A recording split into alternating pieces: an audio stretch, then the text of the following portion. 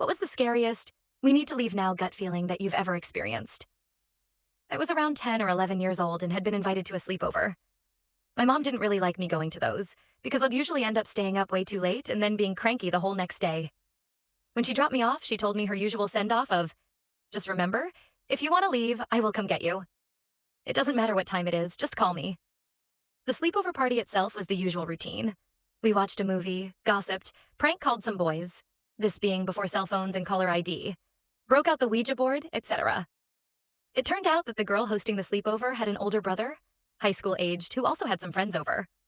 I remember they stood in the doorway of the rec room where we were, and something about them made my blood run cold, and I just remember thinking, I'm going to go home. I went upstairs and asked to use the phone, saying I wasn't feeling well and needed to go home. Her mom at first told me no, and then berated me for being a baby, but I just kept saying that I needed to call my mom, and I still remember the feeling I had that I needed to leave. Finally, I was allowed to use the phone. My mom came to get me, and we swung by Dairy Queen on the way home. My mom was always cool like that. And I still remember the huge feeling of relief I had when she pulled up and I hopped into her car. Years later, I found out that the brother and or his friends had molested some of the girls at the sleepover while they slept. No one reported it at the time, and I think it actually took years for any of the girls to compare notes and find out that they weren't the only one this had happened to.